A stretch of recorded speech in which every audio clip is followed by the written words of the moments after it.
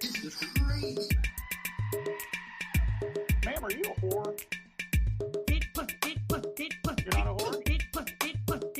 Not a whore? You're not a whore? I never want to hear it again. Sweet Jesus. You're not a whore? Not a whore? You're not a whore? I never want to hear it again. It gets worse. There were drugs involved that were given to me that ended up being glue. Like, I smoked some glue and stuff. I thought I was smoking crack. Let's go. You didn't say the cat jumped on his wiener, did you? Sit down and shut up. Shut up. Shut up.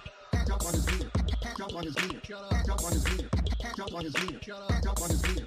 Cat jumped on his wiener. Shut up. Cat jumped on his wiener. Cat jumped on his wiener. Shut up.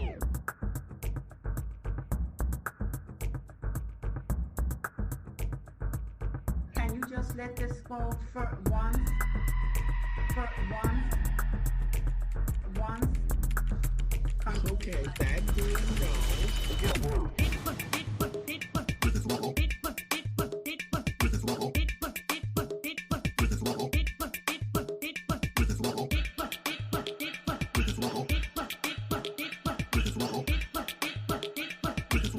I never want to hear it again.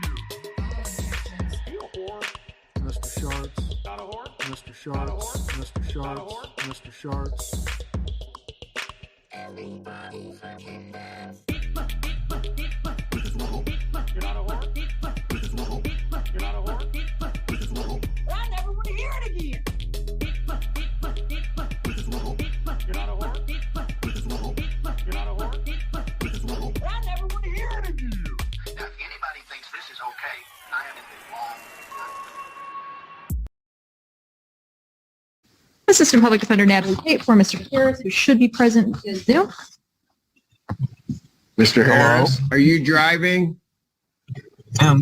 Actually, I'm pulling into my doctor's office, actually. So just give me 1 second. I'm parking right now. Wait.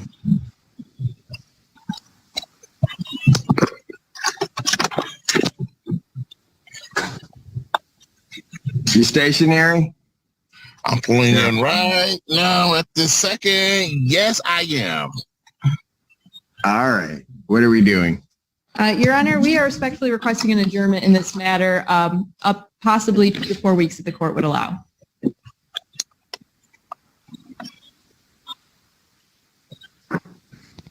Okay.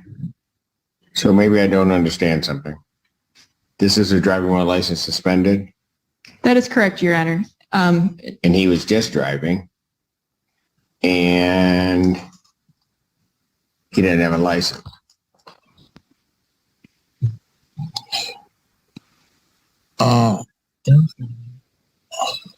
Is with the charges, Your Honor, yes. No, I'm looking at his Yes. record. He doesn't have a license. He's suspended and he's just driving. That is correct, Your Honor.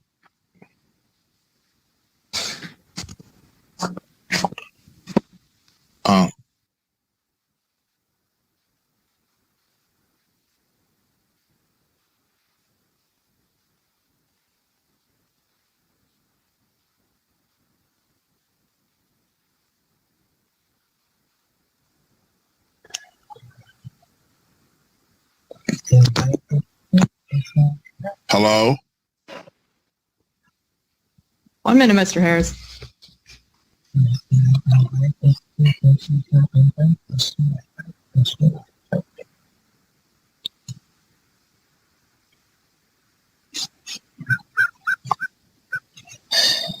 I don't even know why he would do that. So defendant's bond is revoked in this matter. Defendant is to turn himself into the Washington County Jail by 6 p.m. today.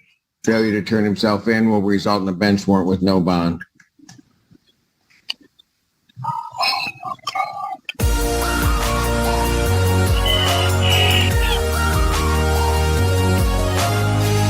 Go back on the record with Mr. Mc. Okay, that was so good. I literally had so many people send it. My sister sent me that.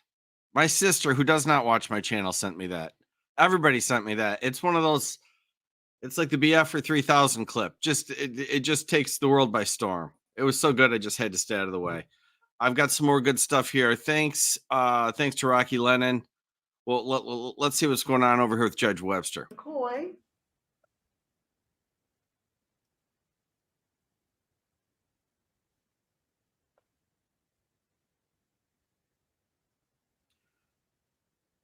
Yeah, I'm honestly pretty confused as to what's happened with my case. Let's see if I can sort through this and help you out. So initially I was Hold on. We'll get to you shortly.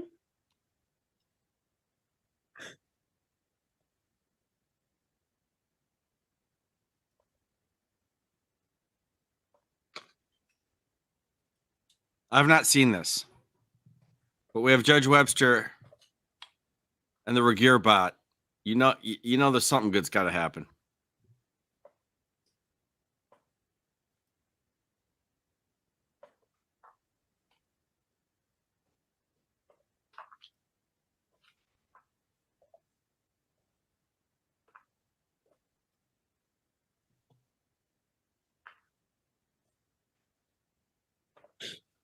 I don't know. I've only got one other clip where somebody's upside down. Bonus points in the chat if you can tell me what clip.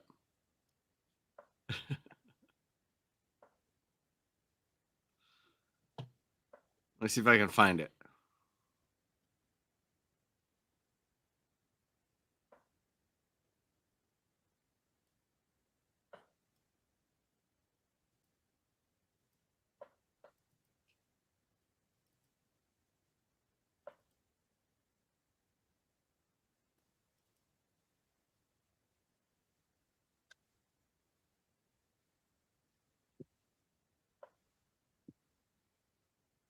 All right, here's my only other upsy downsy clip. Can I say the words that she said, or Sure. I need for you to tell me what went on. that I'm not on that whole shit. I'm not with that whole shit. All right. Again, we're on the record in 2024 TR 259, State of Kansas versus Ison Mark McCoy, Jared Regeer for the state. Defendant appears in person and pro se. And Mr. McCoy, you are here for the sole count of operating a motor vehicle without legal registration or with expired tag. This is an unclassified misdemeanor. The penalties can be up to $2,500 and anywhere from 30 days to 6 months. You might be eligible for the state's diversion, the county attorney's that is, where you apply, and if you're approved, you would pay a minimum fine that they set with you and get your registration, your tag is legal, pay your court costs, the diversion fee, and then they would dismiss the charge. Is that something you're interested in looking into? Yeah, I mean, if I could say what I was saying earlier, what happened was initially I had an in-person court date. I made that court date. I talked to the bailiff. I said, "Hey, I'm here for my registration. I'm here to get it dismissed." I got my registration renewed. He sent me to the clerk's office. I told the clerk, I said, "Hey, I'm here for my registration. I got it renewed." She says, "Okay, let me see it." She gives it to me. She copies it, takes it down. She gives me a copy and says, "Okay, we'll give you a call sometime later this week. Have a good day." I never received a call from you guys. I get something in the mail saying I have another court date. So now I'm here for this. So I'm kind of just out of the loop on what or why why I was even summoned today. Honestly, I'm kind of confused. Because I mean, I made my original court date. I showed that I had proof. I talked to the bailiff. I mean, they're pretty nice. I talked to the clerk. She made it seem as though, you know, if I needed to do more, then I would have done more to get it dismissed then and there and talk to a judge. But the way it was kind of seen, the way it was handled by the clerk, she made it seem like it was just okay and it was taken care of. She got a copy of my registration and kind of dismissed me. So I'm just kind of confused on what's going on. Did you have in registration at the time the officer stopped you and ticketed you? I'm sorry? Did you have valid registration on your car at the time the officer stopped you and ticketed you? Well, if that was the case, I wouldn't have gotten a ticket, so no. But Right. what I'm saying is the way it was handled by the court was completely a mess. It was completely a mess. Well, let me explain the Completely. way it works. I don't think I would probably agree with you, but let me explain the way that works. The officer gives you a ticket for not having your registration on your car at the time, and he gives you a date to respond to the clerk's office and set it for trial, which it Right. sounds like you went to the clerk's office and set it for court, and you're here today. But this is not a, some counties do what they call a fix-it ticket. If you go out after the fact and get the registration, they'll dismiss it. I don't see that in the statute particularly as I recall, but I know a lot of counties do that because they've got so many people on their docket. Right. But County is not one of those. And so even though you got it after the fact, you're charged with whether you had it at the time. And that's why they went ahead and pursued this, is because they didn't have, the state, not the court, but the state didn't have any evidence that you had your registration in order at the time. So what was my first initial court date for? Could you tell me that? Like what? Because I already had a court date that I made. You know what I mean? Like I went up there. The date on the ticket? No. So I got my ticket. I went to court for this like a month after. I've been to court. I went to the Butler County District Court. I was in your guys' courthouse. Like I had a court date. I talked to the bailiff because they were waiting outside before the judge. They were waiting outside the courtroom. So I talked to the bailiff. I said, excuse me, you went in front of a judge? I was supposed to, but a bailiff told me not to. I was supposed to. I said, I'm here for this. This is what I'm going to. I said, I have this registration call. A registration. He's awful condescending for a guy who thinks a clerk dismissed his ticket and the bailiff is running the court. You know, expired tags. I'm here to just show my proof and get them dismissed. So then he says, oh, okay, you don't have to wait here. Go to the clerk's office. So then I go to the clerk's office. I said, hey, I have court today. I'm here for my registration. To the clerk's office. I just want to get it dismissed. I got it replaced. I got it fixed. So then he thought he got it taken care of. I don't care. I want jail time now. Just for that phrase. Maybe not overnight, just a couple hours. Just go let him cool off in the lockup for maybe 90 minutes for saying the phrase goes. She says, oh, okay, here, give me that. She takes a copy down and then she dismisses me about my way. But I was there to initially see a judge, but a bailiff told me not to. A bailiff directed me to the clerk. Again, it sounds like you were there for your answer date. It doesn't sound like you actually set for a court date in front of a judge. This sounds like this is your first day in front of a judge. No, this is my first day in front of a judge, but that was my initial court date. That was a court date. I was told not to wait. Okay, sir. In any event, the point is you can plead not guilty today and set this for trial at a later date. You can plead guilty and we can proceed with sentencing. You can plead no contest, neither admitting nor denying the charge, but you'd be found guilty and we proceed with sentencing. Then I would go with diversion. You do have the right to an attorney. You can apply for a court-appointed attorney. If you cannot afford one, you can apply and see if you qualify for court-appointed. The other option is diversion. If you want to look into diversion, you go to their website, the county attorneys at bucoks.com. See if you qualify, see if you're even interested in pursuing that. I'm going to set this for bench trial, and you can either be back here unless you tell me you want to plead guilty today. Do you want to plead guilty or no contest today? Nope. It'll get taken care of. Don't worry. I'll get it taken care of. Okay. So give me a trial date if you would, please, clerk. July 31st, Judge. The trial date is July 31st at 1:30. You must be back here by Zoom, July 31st at 1:30 with your attorney if you're going to hire an attorney. If you're going to apply for court appointed, you would have to do that at the courthouse well in advance. If you're going to apply for diversion, you'll need to be diverted before that date. So I would invite you to go to that website and see if you want to divert or not.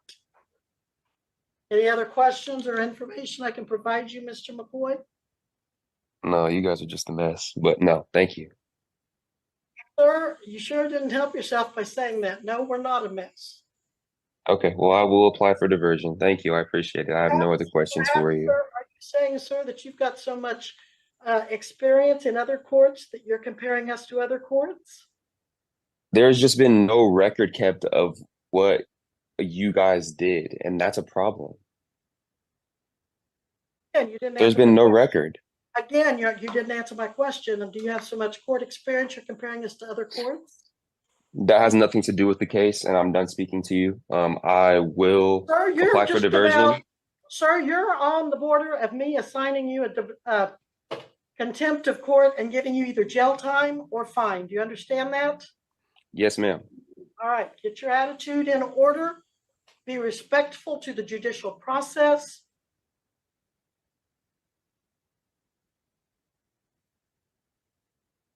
So either be diverted or when you come back here, be in a different frame of mind other than to come in here and start telling the court what a mess the system here is. Yes, ma'am. Have a good day.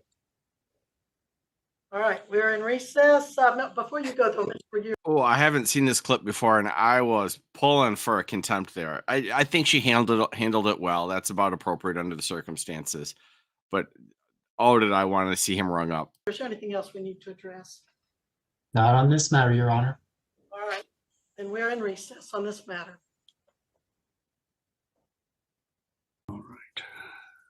I'll start with State of Kansas versus Justin Lee, 24 CR 20.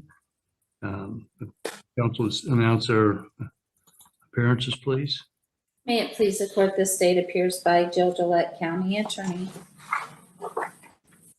And you are Justin Lee, correct? Yes, sir. I'm Justin Lee. Very well. Mr. Lee, you are charged in count one. Well, first of all, did you understand the rights that I explained earlier? Yeah. All right. If you have any questions about those after I go through the charges, you may ask then. And you're charged in count one with battery. That is a Class B person misdemeanor. A Class B misdemeanor is punishable up to 6 months in the county jail and a fine not to exceed $1,000. Not saying that's what the punishment would be. It's just that's the maximum penalty. In count two, you're charged with violation of a protective order. That is a class A person misdemeanor. A class A misdemeanor is punishable by up to 1 year in the county jail and a fine not to exceed $2,500. You understand what you're charged with, Mr. Lee? Yep, I was plead guilty to both. Well, are you understand? I'm not going to dick around with y'all. I'm not going to play games with y'all. I'm not going to go through all this BS. Y'all said there's enough evidence there to charge me, so obviously I did it. So let's just get on down the road and go ahead and do what we're going to do. Well, Mr. Lee, you've been charged. I don't want a lawyer. I don't want Mr. Lee, right. Be quiet. Let me explain a couple of things to you. If you still want to do what you're claiming, that's fine. But a person that's charged with this is charged by the state. The state doesn't determine if somebody's guilty or not guilty. You can request a jury trial. You can request a trial to the bench. That's separate. So you're entitled to have that trial. If you wish to waive that, you may do so. If you wish to waive an attorney, you may do so. But you do with a guilty plea, you understand that we would then proceed to sentencing. Yes, sir. I understand that. All right. With those in mind, with those things in mind, how is it you wish to plead to count one, battery? Guilty. And count two? Guilty. Explain what happened on or about May 27th of 2024 in Elk County, Kansas, that makes you believe that you're guilty of battering a James Lee and violating a protective order against a Corin Ryan.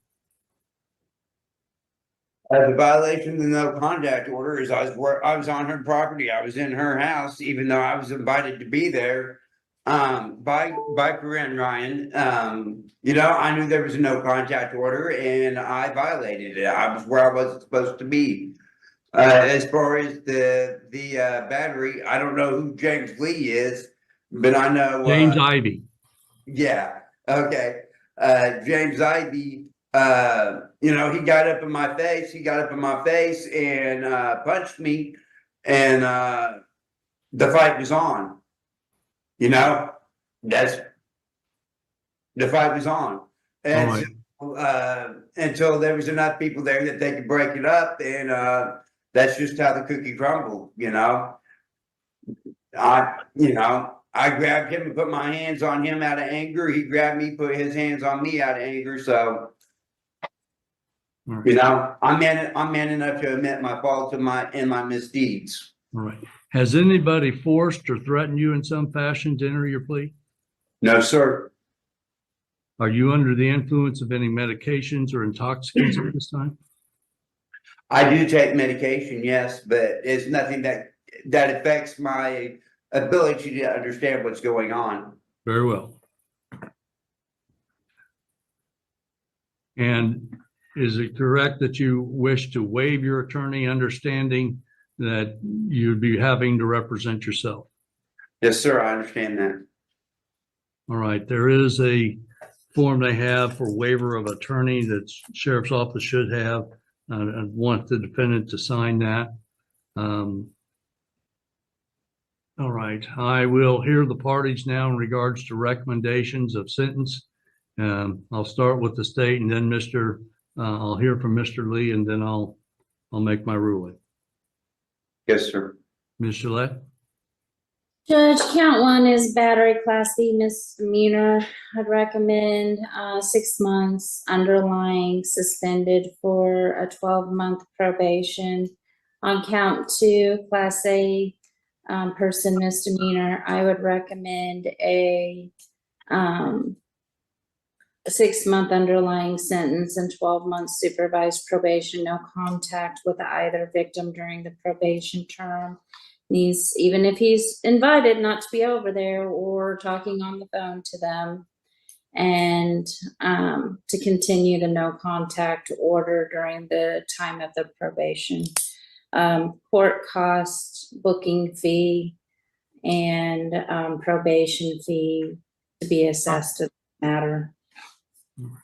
Are you aware of any prior convictions for this defendant? Yes, Judge, he's had prior convictions even here within Elk County, but these are misdemeanors, so there's not a PSI. He does have an aggravated felony conviction for domestic battery with Corinne Ryan. That is in that 22 CR 1516 case. That's why there's a no contact order with her. And it was a condition of his parole to continue no contact with her. Mr. Lee, is there any statements you'd like to make before I pronounce sentence? No, I haven't. I agree with everything Mr. Gillette has said. Mr. Lee, are you on probation or of some sort now? I'm on parole right now. Mm-hmm.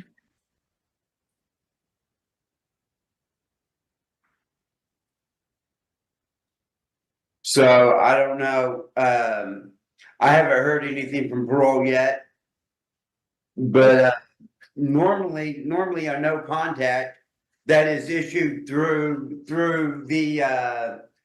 state parole victim services and not the courts is handled by the a parole officer, and the parole officer is judge, jury, and executioner in that case. But apparently, for some reason, y'all are deciding to do it this way this time. So it is what it is. You know, I'm at the point I'm not fighting anything anymore. I don't care. I don't care anymore. Obviously, it's everybody's going to do everything they can to keep me locked up. No matter where I go, no matter what I try to do, no matter how much help I try to be, no matter how hard I try to do the right thing, that's not going to matter. I'm just the scum of the fucking earth that deserves to fucking be locked up the rest of his life. So I'm done fighting y'all on it. I'm done fighting y'all on it. If you know, whenever I mess up, throw the key away, throw the key away, throw the key away, throw the key away. I don't care anymore. Judge, there's a parole arrest and detain order that was issued 5/28/24 for him, and they will be sending the official hold. But they did send the order to arrest and detain. It was faxed to the sheriff's office on the 28th yesterday.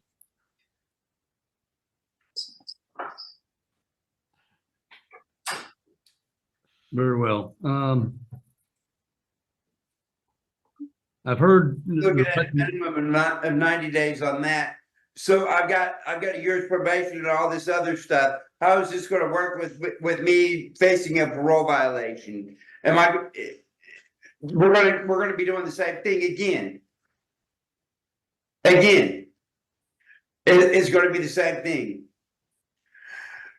I can't report to a probation officer because I'm in prison. I'm in prison.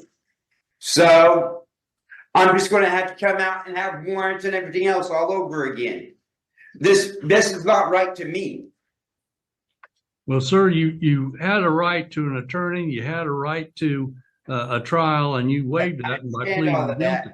I understand all that, and I do plead guilty because I am guilty. I'm just saying, how is all of this going to affect me? How is all of this going to work out to where I don't get screwed? How's this citizen going to work?